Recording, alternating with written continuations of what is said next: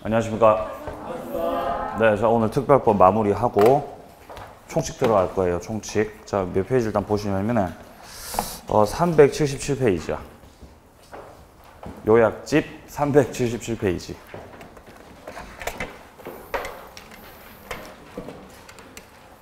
자, 지금 현재 우리가 보고 있는 게 민사특별법입니다. 그리고 지난 시간에 주택임대차보호법, 상가임대차보호법, 가등기 담보 등에 관한 법률 이렇게 세 가지를 봤어요.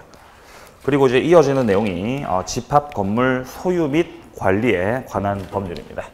이걸 줄여서 뭐라고 하냐면은 집건법이라 그래요. 네? 줄여서 집합 건물법, 집건법 이렇게 부릅니다. 자, 근데 이 법률의 이름을 보면은 집합 건물의 소유, 그죠? 소유 및 관리에 관한 법률이죠. 자, 그래서 우리가 책에서 확인할 수 있듯이 이 법률은 크게 두 파트로 나눠져 있다는 거예요. 먼저 소유 파트, 그 다음에 무슨 파트? 관리 파트요. 그죠? 지금 보시면은 소유 파트가 나오고 있는 것이 이 377페이지의 집합 건물의 소유 부분이라고 해서 시작이 되고, 뒤로 두 장 넘어가셔가지고 381페이지 와보시면 이제 관리 파트가 나오고 있죠. 그래서 크게 이제 두 파트로 나눠져 있다는 거예요. 소유 파트, 관리 파트.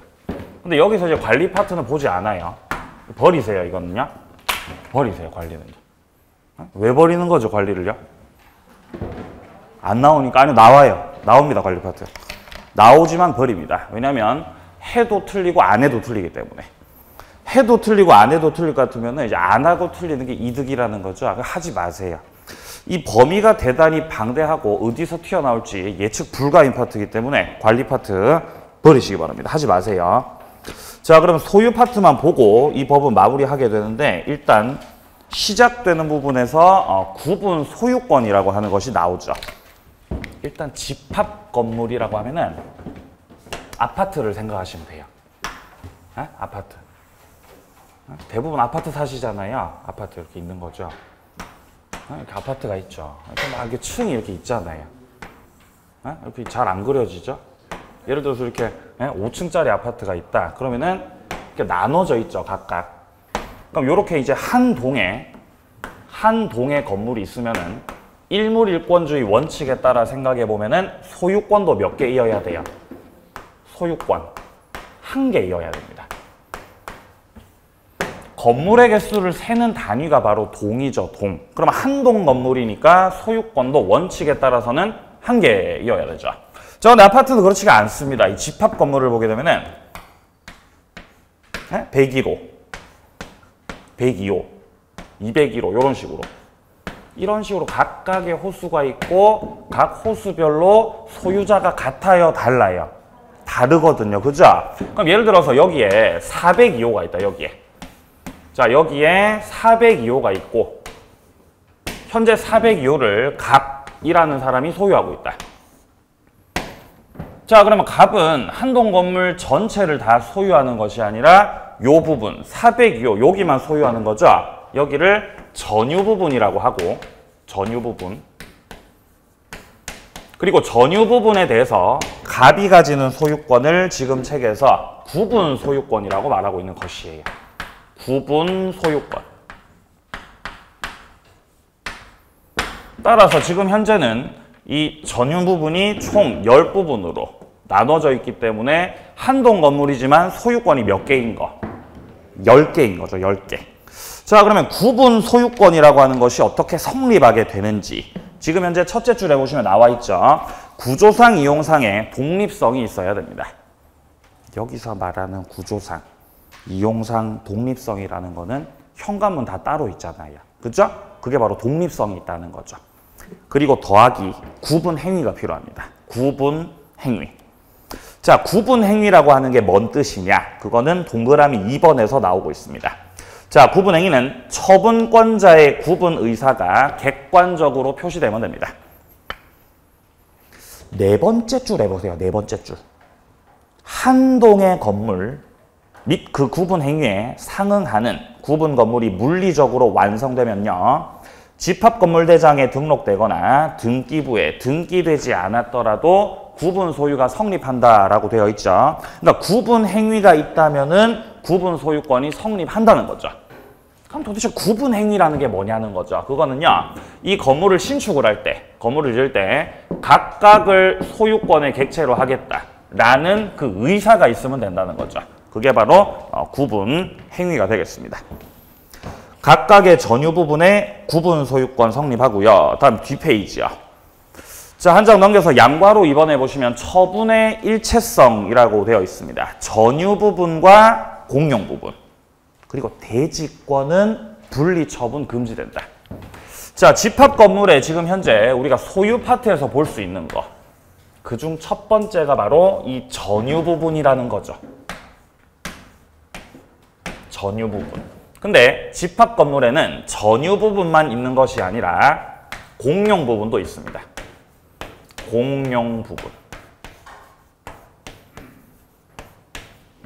공용 부분이라고 하면 다 같이 쓰는 그 부분을 말하는 거겠죠. 뭐 계단, 복도, 엘리베이터, 옥상, 뭐 지하 주차장 이런 것들.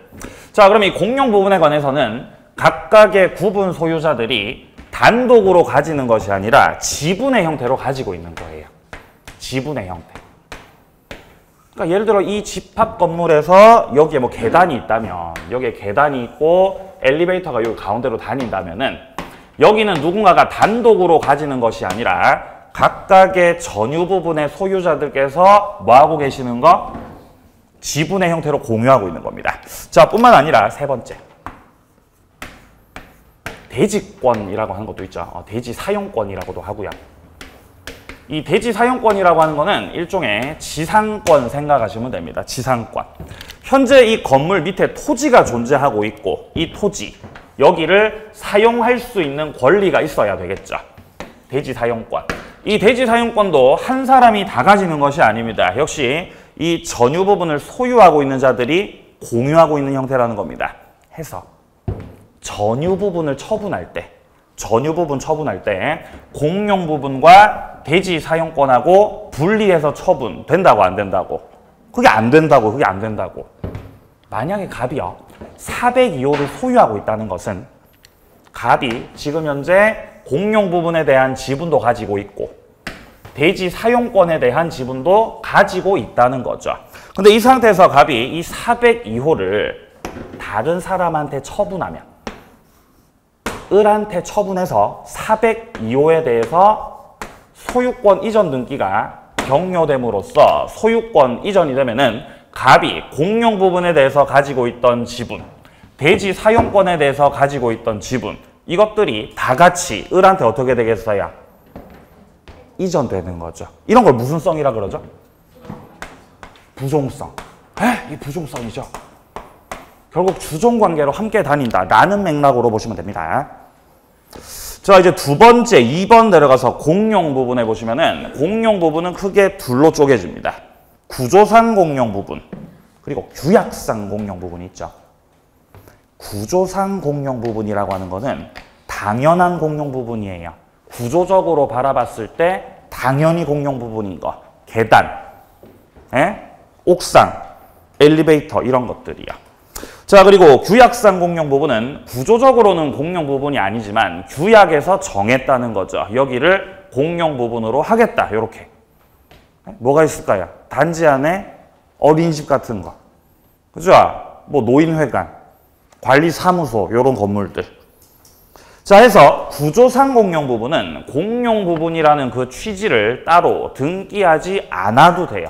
당연히 공용 부분이니까요. 자, 그런데 규약상 공용 부분은 공용 부분에 해당한다는 그 취지 반드시 등기하시라는 거죠. 차이가 있습니다. 자, 내려가서 밑에 양괄호 3번의 보존 행위 확인하세요. 공용 부분에 속하는 건물의 대지나 부속시설을 현재 제3자가 불법으로 점유하죠. 여기에 대해서 방해 배제를 구하는 주체가 누구냐는 거죠. 옥상에 누가 이렇게 술 마시는 거죠. 여기 앉아가지고. 그러면 제3자가 현재 불법으로 점유하고 계시네요. 막 뛰어내리겠다 그러고. 냅두면 안 되죠. 나가라고 해야 될 거 아닙니까? 그러면 이자를 상대로 해서 물권적 청구권 행사를 누가 하셔야 된다?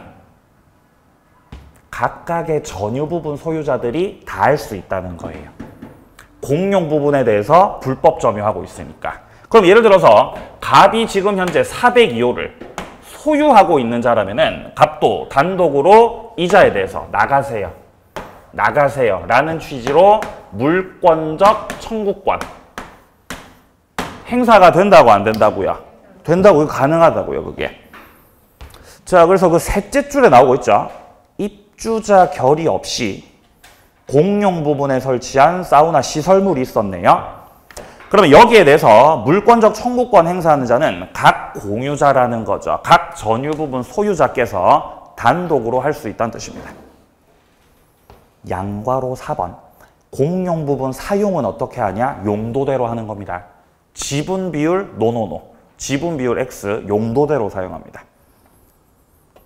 만약에 지분 비율대로 사용한다면 이 집합 건물에서는 예를 들어 내가 넓은 평수에 산다. 그럼 지분이 많죠. 좁은 평수에 살면 지분이 작을 거 아니에요. 그죠? 그럼 지분 비율대로 쓴다. 이러면 어떻게 되겠어요? 예를 들어 엘리베이터를 탄다면. 에? 좁은 평수에 살면 너 저기 내리라고 그러죠. 그죠? 너 하루에 2번만 타시라고 그러겠죠. 아니면 한 발 들고 타시든지 뭐 그래야 될 거 아니에요. 그게 아니라는 거죠. 그죠? 사용은 용도대로 하는 거니까. 자, 밑에 양괄호 5번이요. 등기와 분할 청구. 자, 공용 부분에 득실 변경 등기 요하지 않습니다. 따로 등기를 안 해도 돼요. 앞서 말씀드렸다시피 갑이 402호를 소유하다가 을에게 소유권 넘겼을 때 전유 부분의 소유권이 을한테 넘어가면 족한 것이지 공용 부분의 지분과 대지 사용권 지분은 따로 등기할 필요가 없다는 겁니다. 전유 부분 소유권이 을한테 넘어가면 부종성에 의해서 자동적으로 넘어간다는 거죠. 자, 그리고 동그라미 2번도 확인하세요. 분할 청구할 수 없다. 공용 부분은 당연히 분할이 안 되겠죠. 어떻게 분할하겠습니까?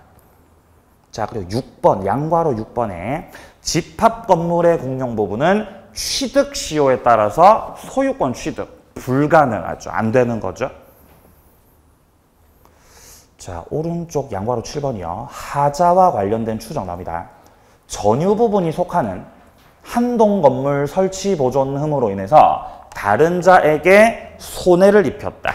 그러면 그 하자가 전유 부분에 있는 것으로 추정하는 것이 아니라 공용 부분에 있는 것으로 추정합니다. 자, 이제 구분 소유권에 이어서 세 번째 대지 사용권입니다. 자, 대지 사용권은 일종의 지상권이라고 생각하시면 되고요. 자, 양괄호 2번에 분할 금지 확인하시고요. 당연히 분할이 안 됩니다. 자, 그리고 3번에 보시면 처분의 일체성 나와 있죠. 주약으로 달리 정함이 없는 한 전유 부분과 대지 사용권 분리 처분 불가능하다. 자, 그리고 내려가서 2번, 동그라미 2번에 보시면요. 전유 부분에 대한 저당권이나 이 가압류의 효력은 대지권 효력에도 미친다. 대지권에도 효력이 미친다.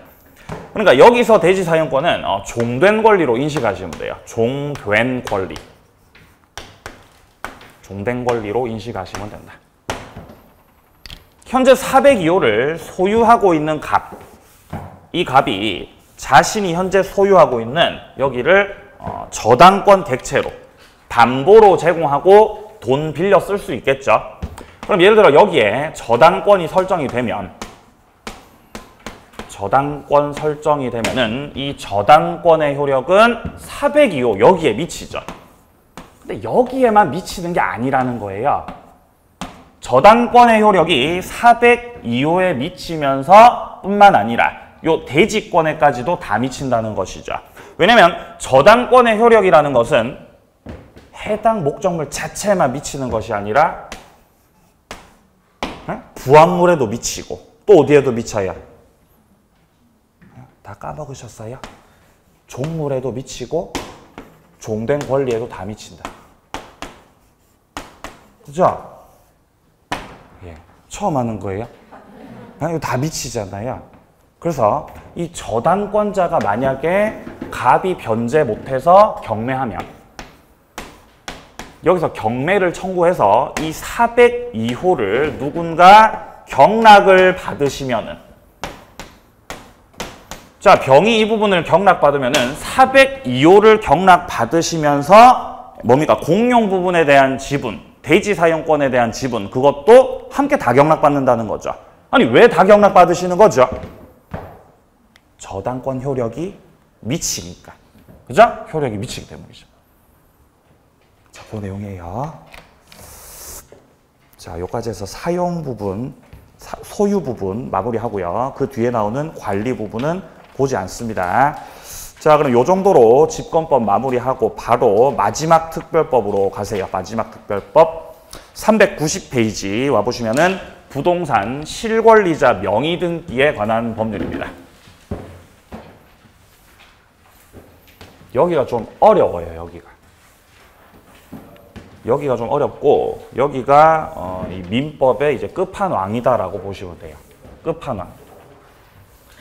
다른 파트 어디를 보더라도 어떤 판례를 보더라도 이 명의 신탁과 관련된 내용이 나오면 내용 자체가 대단히 어려워집니다.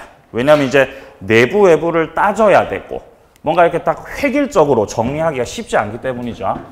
여기 좀 어렵습니다. 자, 법률 이름이 부동산 실권리자.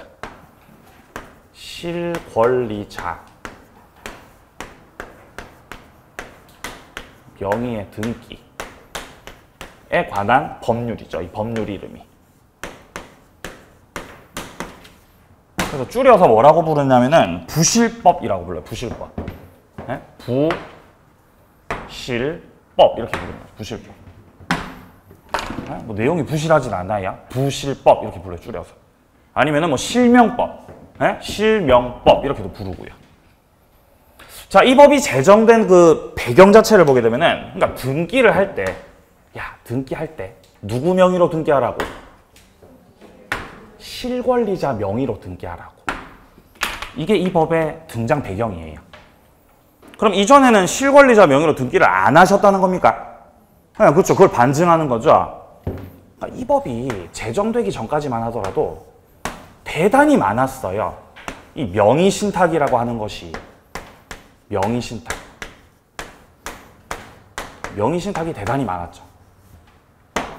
이 명의신탁이라고 하는 것은 이 갑이라는 사람이 예를 들어 어떤 땅을 가지고 있는데 이 재산을 이제 은닉하기 위해서 이 재산을 은닉하고자 내가 믿을 수 있는 사람 누구를 믿을 수 있죠?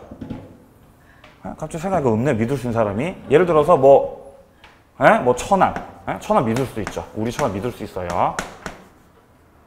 보고 있습니까? 천안 믿는 거죠. 그래서 자, 내가 소유권을 유지하면서 명의만 네 명의로 이렇게 해놨다가 이렇게 차명으로 해놨다가 나중에 내가 은퇴하고 나서 다시 내가 돌려달라고 하면 다시 이렇게 줘야 된다? 이렇게 하는 거. 이게 명의신탁이에요. 약정을 하는 거죠.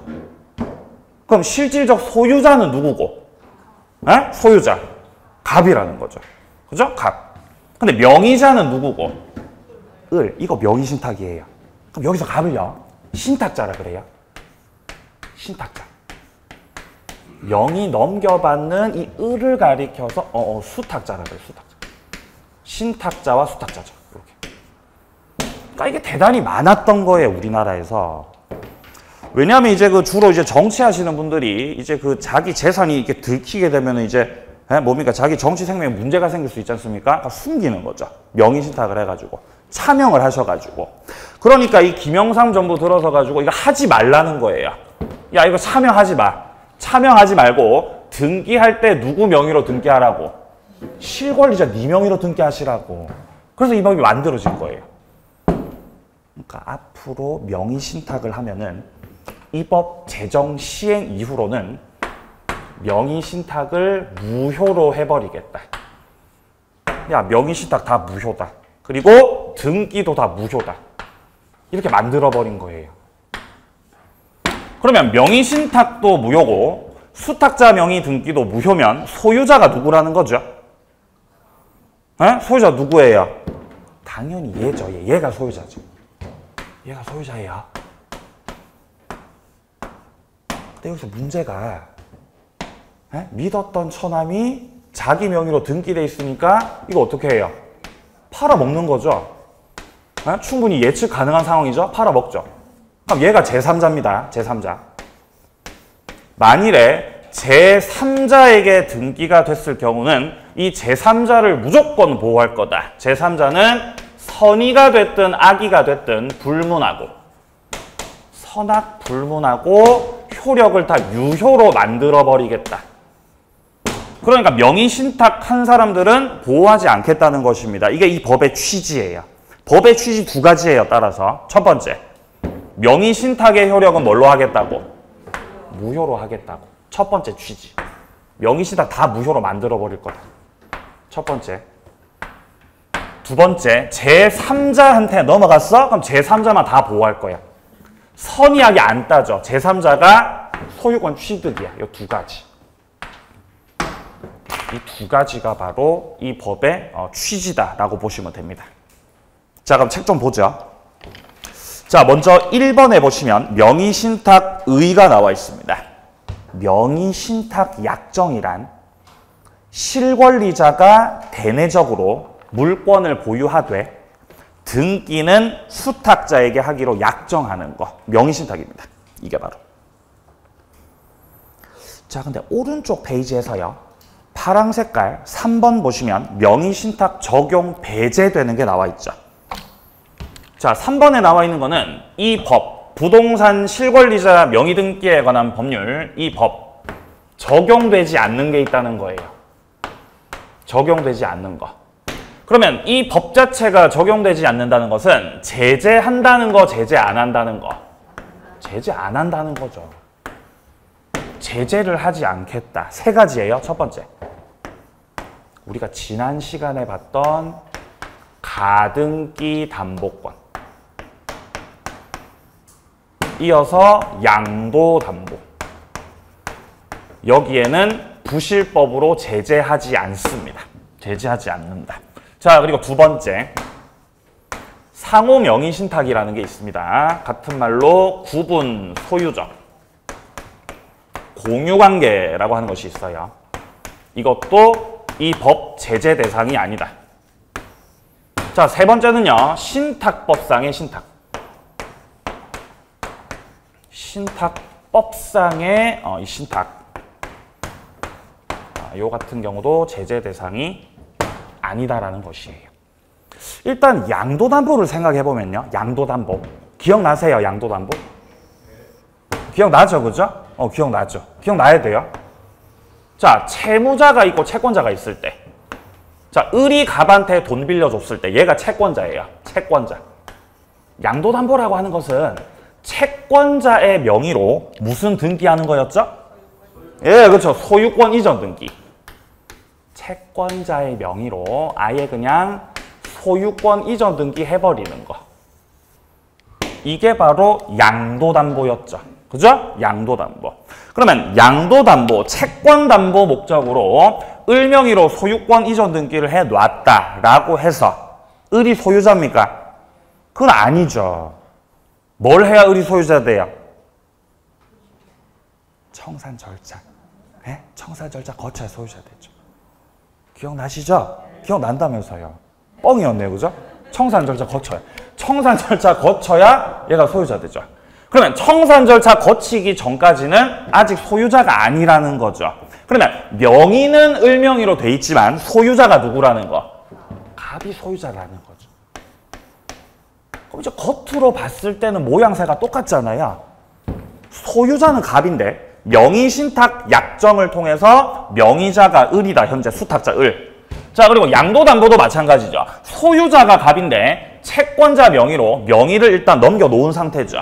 겉으로 봤을 때 똑같다고요. 근데 분명히 다르다는 것입니다. 명의신탁은 부실법 제재 대상에 당연히 해당되겠지만 원칙적으로는 양도담보 같은 경우는 이 법, 부실법에 따라서 제재하지 않겠다는 거죠. 왜냐하면 가담법이 있으니까요. 가등기 담보 등에 관한 법률이 있기 때문이죠. 아무튼 제재하지 않습니다. 자, 그리고 두 번째, 구분 소유적 공유관계라고 하는 것이 있습니다. 자, 이거는요. 구분 소유하고 공유하고 합친 거예요. 구분 소유적 공유관계. 이게 어떤 거냐면 이렇게 땅이 이렇게 있으면 이 땅을 갑과 을이 지금 현재 공유를 하고 있는 것으로 등기가 되어 있다.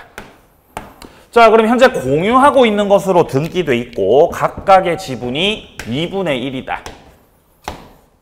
그럼 당연히 이 지분이라고 하는 거는 국한되는 게 아니지 않습니까? 다 퍼져서 존재하죠. 지분이. 그건 을의 지분도 마찬가지겠죠. 을의 지분도 다 퍼져서 존재한다. 퍼져서. 요렇게.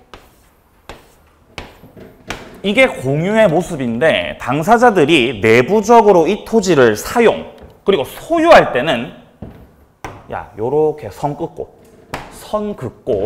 여기를 갑이 소유, 여기를 을이 소유하는 것으로 합시다. 라고 내부적으로는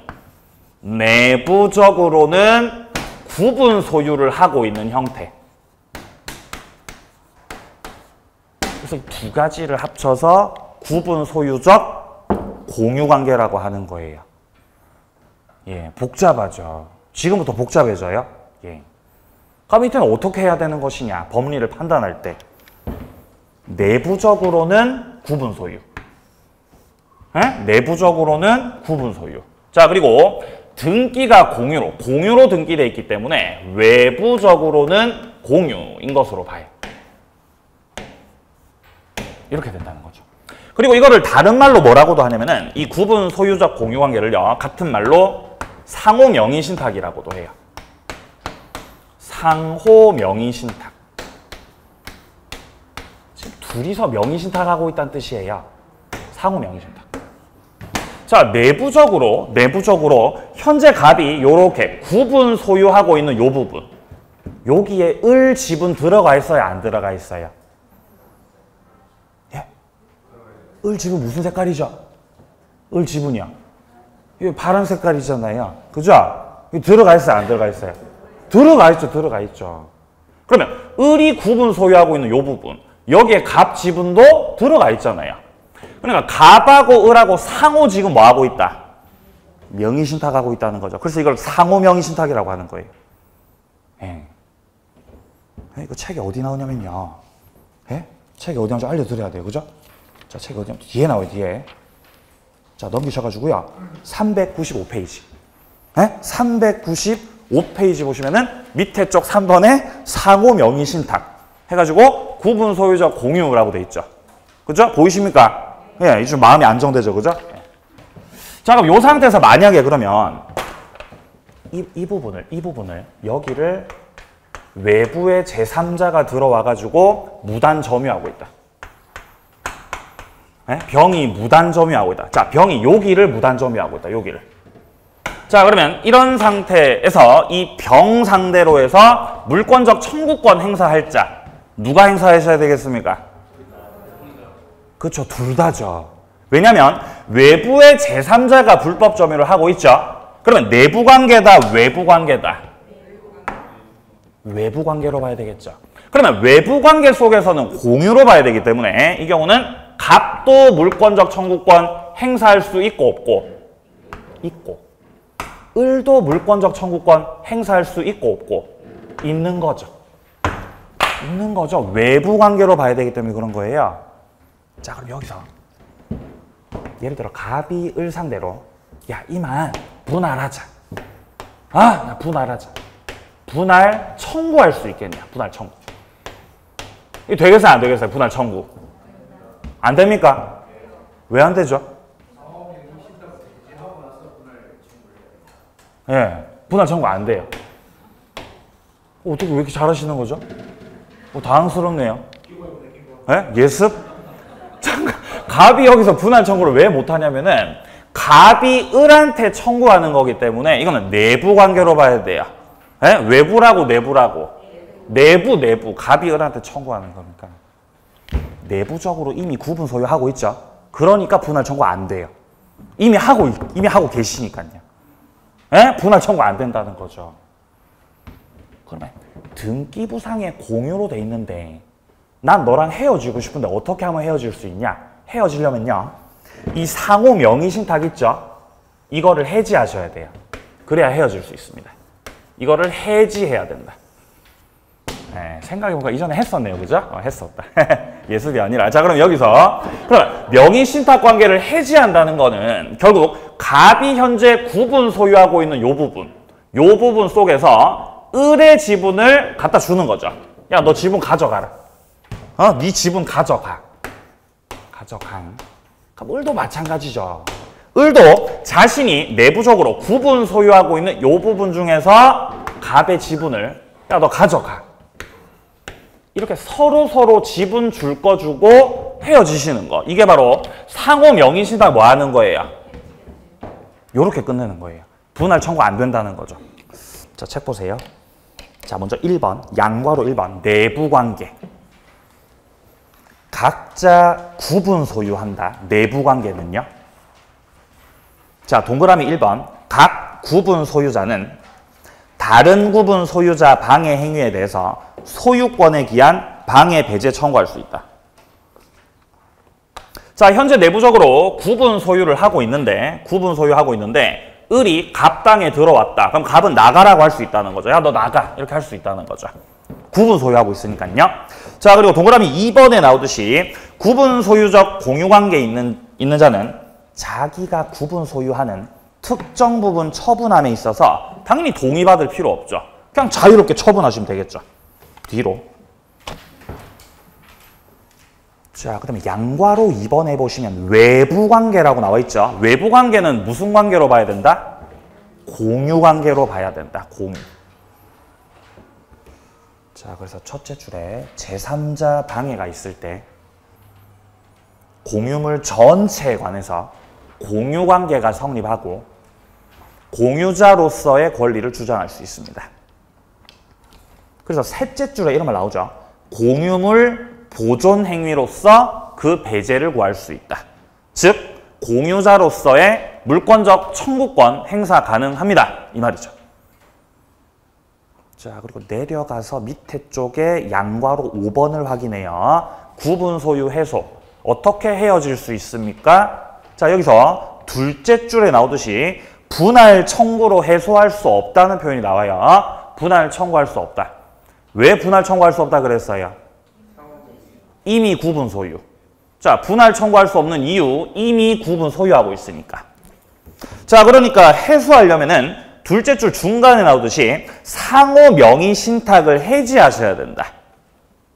그리고 특정 매수 부분에 대한 그 밑에 줄 지분 이전 등기 청구만 구하면 된다라는 거죠. 서로 지분을 주면 된다 이 말이죠, 지금.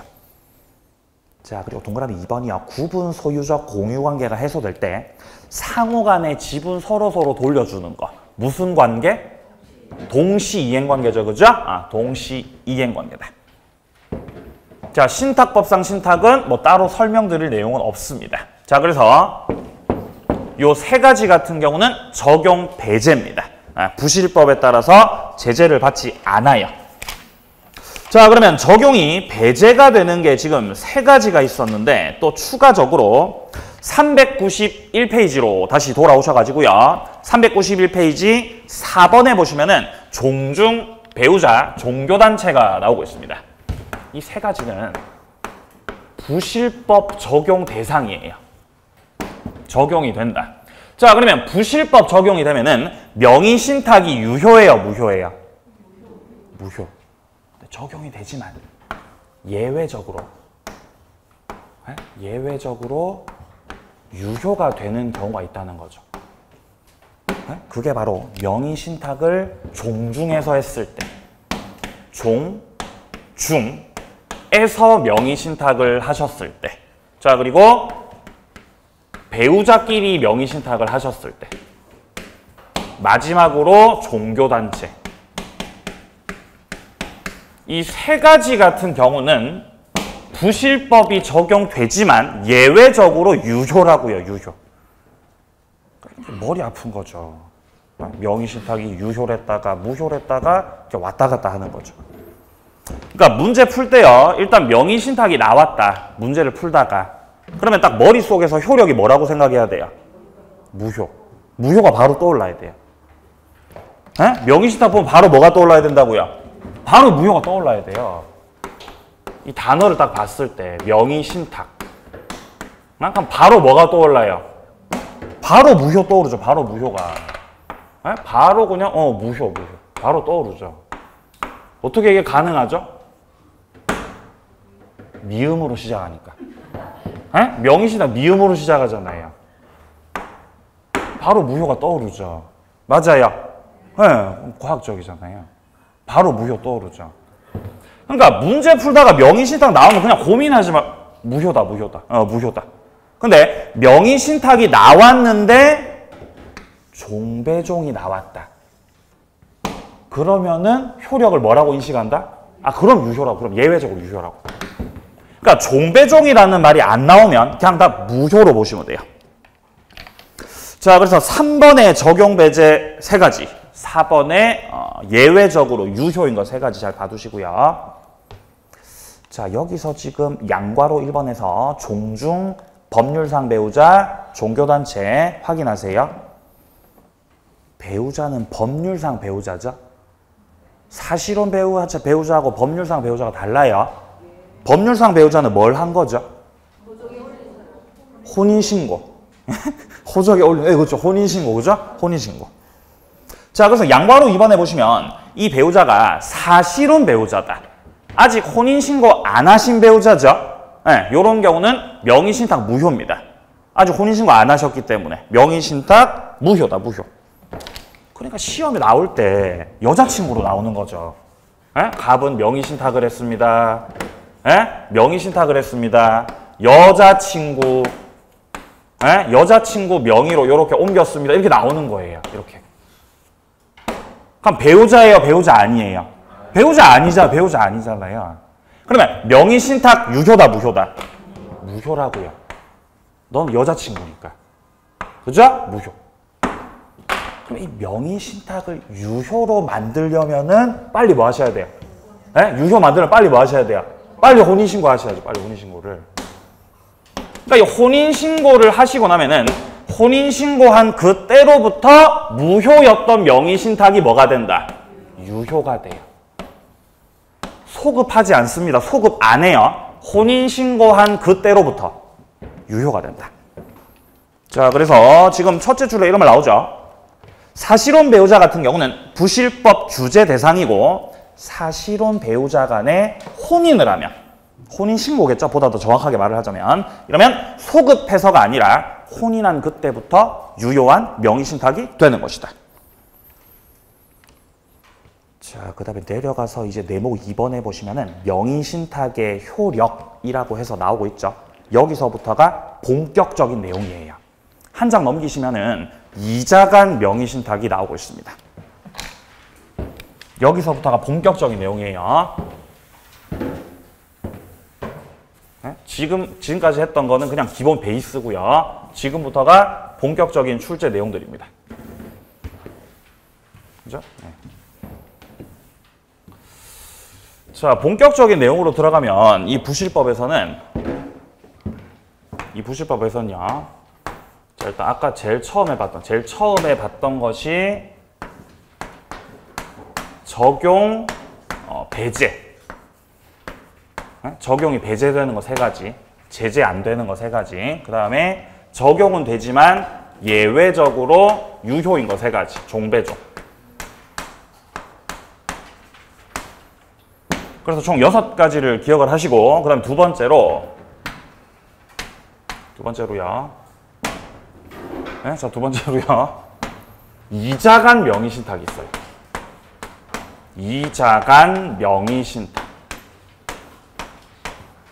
그러니까 명의신탁을 몇 명이서 하시는 거예요? 2명이서 하시는 거죠. 그죠? 이자간 명의신탁. 자, 그리고 세 번째로요. 3명이서 하는 명의신탁이 있어요. 3명이서 하시는 명의신탁.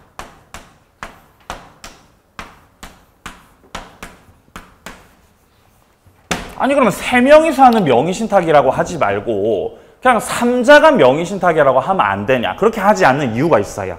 이 3명이서 하는 명의신탁 속에서 3자간 명의신탁이 있고, 그리고 계약 명의신탁이라는 게 있거든요. 조금 달라요. 자, 자, 그래서 먼저 이자간 명의신탁부터 먼저 볼 거예요. 자, 지금 우리 책에 392페이지에 나오고 있는 이 이자간 명의신탁이라는 것은 명의신탁이 무효인 경우입니다. 무효인 경우. 명의신탁은 당연히 무효라 그랬어요. 이 부실법이 제정 시행된 후죠, 후. 제정 시행된 후 같은 경우는 명의신탁이 유효다, 무효다? 무효다. 명의신탁 무효죠. 왜 무효라 그랬어요? 미음으로 시작하니까.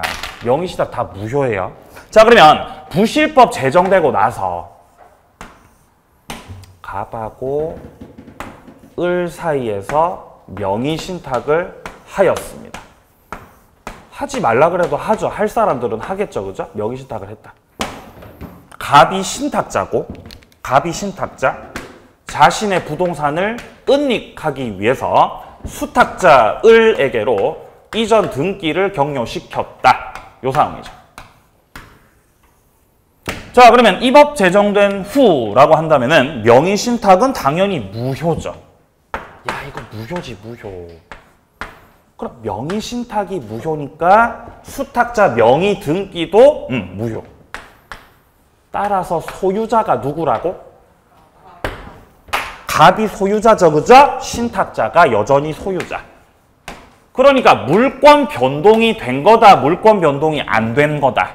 물권 변동이 안 된 거죠. 그러면 요 해당 부동산이 토지라고 가정을 하면 이 토지를 A라는 사람이 이 토지를 무단으로 점유할 때 토지 무단 점유하는 A에게 물권적 청구권 누가 행사하셔야 되겠어요? 갑이 행사, 을이 행사?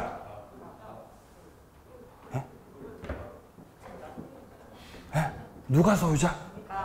갑이 소유자잖아요. 써놨잖아요, 이렇게. 그죠? 갑이 행사하셔야 돼. 왜 갑이 행사해야 되죠? 물권적 청구권? 갑이 소유자니까요. 그럼 을은 행사할 수 있다, 없다? 안 된다고, 을은 안 된다고요. 너는 소유자 아니어서 안 된다는 거예요. 갑이 하는 거예요? 갑이 소유자니까. 나가라고. 그럼 나중에 시간 흘렀을 때 신탁자가 수탁자한테 야, 이제 돌려줘. 이제 상황 다 끝났으니까 말소시키고 나한테 다시 돌려줘. 이럴 수 있겠죠. 신탁자가 수탁자를 상대로 말소 등기 청구를 하거나 뭐 때에 따라서는 이전 등기 청구할 수 있겠죠. 어쨌든 취지는 이제 돌려달라는 거죠. 차명으로 돌려놨던 거 다시 되돌리겠다는 것입니다. 자, 그러면 신탁자가 수탁자 상대로 해서 말소 등기를 청구하거나 이전 등기를 청구를 할 때 첫 번째, 소유권에 기해서 말소 청구나 이전 등기 청구를 할 수 있겠어요, 없겠어요? 상식적으로다가. 할 수 있습니까? 당연히 할 수 있죠. 왜 할 수 있어요? 소유자니까. 갑이 소유자니까. 자, 그러면 신탁자가 수탁자에게 진정, 명의, 회복을 원인으로 말소하거라, 이전 등기하거라 라고 청구도 할 수 있겠죠. 물론 명의 신탁하셨으니까 과징금 맞으시겠네요. 그죠? 과징금 때려 맞는 거죠. 걸리셨으니까. 자, 하지만 이 소유권을 다시 이 명의를 회복하고 싶은데 수탁자가 말을 안 들을 수 있죠. 응, 안 줄 거야. 이럴 수 있잖아요. 그러면은 진정 명의 회복을 원인으로 이렇게 청구하실 수도 있다는 것입니다. 자, 그럼 세 번째. 신탁자가 수탁자에게 명의 신탁, 해지를 원인으로 해서 말소 청구나 이전 등기 청구를 할 수 있겠냐. 명의 신탁, 해지를 원인으로. 이거 되겠어요, 안 되겠어요? 이거 안 돼요. 왜 안 되죠? 그렇죠, 무효니까. 왜 이렇게 잘하시죠? 명의 신탁, 해지를 원인으로 안 되는 거예요. 네, 그죠? 예. 명의 신탁을 해지하려면 명의신탁을 해지하려면은 명의신탁이 유효이어야죠. 그죠? 명의신탁이 유효이어야 명의신탁을 해지할 거 아니에요. 근데 명의신탁이 무효이기 때문에 해지가 불가능하다는 거죠. 해지 불가능. 해지라는 거는 결국 헤어지자는 거잖아요. 빠이빠이 하자고. 그럼 빠이빠이 하려면 일단 뭐가 전제가 돼야 돼요? 그렇죠. 만나야 돼요. 만나야 헤어져요. 만나야 헤어질 수 있죠. 만나야. 잠깐, 그 경우 같은 경우도 이제 헤어질 수가 없다는 거죠. 그죠? 왜 못 헤어진다고요? 만난 적이 없어서 그래요. 명의신탁이 시작되지 않았기 때문입니다. 그렇기 때문에 해지는 불가능하다는 거죠. 해지 안 된다. 자, 그럼 추가적으로 을이 여기서 재빨리 팔아먹을 수 있죠. 네? 팔아먹는다. 제3자한테 넘기고 이전 등기가 경료되었다. 자, 이렇게 되면은 이 제3자 무조건 보호받는다 그랬습니다. 선의만 보호받는 것이 아니라 선악 불문이에요. 선악을 불문하고 제3자 명의 등기는 유효로 처리가 되겠습니다. 이게 제정 후예요. 제정 후. 자, 그러면 추가적으로 제정 전도 봐야 돼요. 부실법 제정 시행되기 전. 책에는 없어요. 제정 전. 그러면 부실법 제정 시행되기 전이면 명의신탁 유효다, 무효다? 유효죠. 그때 명의신탁이 유효해요. 이게 어려워요. 아니, 그러면 신탁자가 있고 수탁자가 있고 명의신탁이 있었을 때 명의신탁이라는 게 이런 거 아니겠습니까? 신탁자는 내부적으로 소유권을 유지한 상태에서 야, 명의만 네 명의로 넘기는 거다잉. 알겠어. 나중에 돌려줘야 된다잉. 알겠어. 이게 수탁자한테 명의 넘기는 거죠.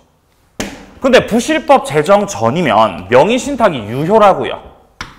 아니, 그럼 명의신탁이 유효면 도대체 갑하고 을 중에서 그럼 누가 소유자라는 거예요? 아니에요. 둘 다예요. 명의신탁이 유효인 경우는 둘 다 소유자예요. 둘 다. 그러니까 여기가 복잡해져요. 등기가 을 명의로 돼 있기 때문에 외부적 소유자는 을이고, 자, 다시 한번, 외부적 소유자는 을이고 내부적으로는 갑이 소유자예요. 겁나 복잡해져요, 이러면. 그러니까 이제 학자들이 열받아가지고 막 이렇게 해가지고 이렇게 만든 거예요. 다 무효 만들어버린 거죠. 복잡하게 만드니까. 그러면 내부적으로는 갑이 소유자, 외부적으로는 을이 소유자다. 그러면은 만약에 이 명의 신탁된 부동산에 대해서 무단 점유하는 자가 있다면 무단 점유하는 자 A를 상대로 물권적 청구권 누가 행사해야 된다? 을이 행사해야 돼요. 무슨 관계여서?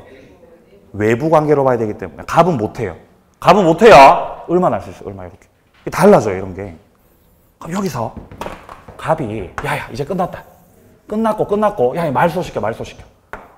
역시 신탁자가 수탁자한테 말소 등기를 청구하거나 이전 등기를 청구할 때 요거 청구할 때 그러니까 소유권에 기해서 말소 청구나 이전 등기 청구할 수 있겠어요, 없겠어요? 할 수가 있는 거예요. 그죠? 할 수 있죠. 왠지 여기서는 여기서 왠지 됐으니까. 여기서 왠지 안 될 것 같죠? 돼요. 왜냐면 갑이 을한테 청구하는 거잖아요. 그럼 내부 관계, 외부 관계. 내부 관계로 봐야 돼요. 그럼 내부적으로 누가 소유자이기 때문에 따라서 할 수 있는 거예요. 돌려라. 그럼 같은 맥락에서 진정 명의 회복. 진명해라. 진정 명의 회복이요. 예. 진정 명의 회복. 내가 진정한 소유자니까 명의를 회복시켜라. 라는 걸 원인으로 해가지고 말소 청구나 이전 등기 청구도 할 수 있고 없고 있는 거죠. 역시 내부 관계 갑이 소유자이기 때문에. 그럼 마지막으로요. 명의신탁 해지를 원인으로. 이거 돼야 안 돼요? 이거 되는 거예요. 그죠? 이해되죠? 유효라서 명의신탁이 끝날 수 있는 거예요. 만났으니까 헤어질 수 있는 거죠, 여기서는. 그럼 이거 왜 하냐는 거죠. 재정 전인데. 재정 전을 왜 공부하냐? 명의신탁 문제가 출제됐고 종중, 배우자, 종교단체로 나오면 명의신탁이 유효라고요. 그러니까 종배종이 나오면 이걸로 푸셔야 돼요. 종배종 나오면. 종배종 안 나오면 그냥 명의신탁이면 뭘로 풀고? 그럼 요걸로 푸시고 요걸로 푸시고. 그냥 명의신탁 나오시면은 자 이걸로 문제 푸시고요. 이걸로. 자 명의신탁에서 종배종 나왔다? 그럼 유효인 경우로 푸셔야 된다고요. 그래서 둘로 나누는 거예요. 자, 책 보세요. 자, 우리 책에서는 무효인 경우입니다. 그러니까 재정 후를 다루고 있어요. 재정 후. 양괄호 1번 명의신탁 무효다. 명의신탁이 무효니까 단락 첫째 줄에 나오듯이 신탁자는 명의신탁 약정의 해지를 원인으로 이전 등기 청구할 수 없다는 거예요. 해지 원인으로 안 된다. 자, 그리고 양괄호 2번에 나오듯이 부동산 물권 변동은 무효다. 수탁자 명의의 등기 효력은 없다. 무효다. 자, 그리고 동그라미 2번 보세요. 신탁자가 소유권을 어떻게 회복하느냐. 자, 기억입니다. 진정 명의 회복으로 이전 등기. 이거 할 수 있다고 없다고? 할 수 있다고요. 왜 할 수 있다고? 소유자니까. 근데 니은은 명의신탁 약정 해지를 원인으로 그거는 안 된다. 그건 안 돼요. 자, 그리고 양괄호 3번에 보시면은 제3자 보호가 나오죠. 명의신탁 약정의 무효는 악의의 제3자에게 대항할 수 없다. 그러면 악의의 제3자도 보호받는다, 보호 못 받는다? 보호받는다는 거죠. 즉 제3자에게 이전 등기가 경료됐다면은 선악을 불문하고 유효가 된다는 것이에요. 악의의 제3자에게도 대항할 수 없다. 자, 그리고 재정 전 같은 경우도 요 경우도 을이 팔아먹었다. 팔아먹어야지. 제3자인데 팔아먹어버리는 거죠.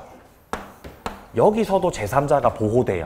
이때 제3자도요. 선의가 됐든 악의가 됐든 불문이에요. 선악 불문하고 유효예요. 여기서도. 아니 여기서는 왜 선악 불문 유효겠습니까? 외부라서. 을이 병한테 갖다 판 거죠. 외부로 봐야 돼요. 외부 소유자 누구다? 을. 그럼 지가 직접 판 거예요. 그러니까 유효예요. 유효. 그러니까 제3자는 무적이에요. 여기서. 에? 명의신탁이 무효여도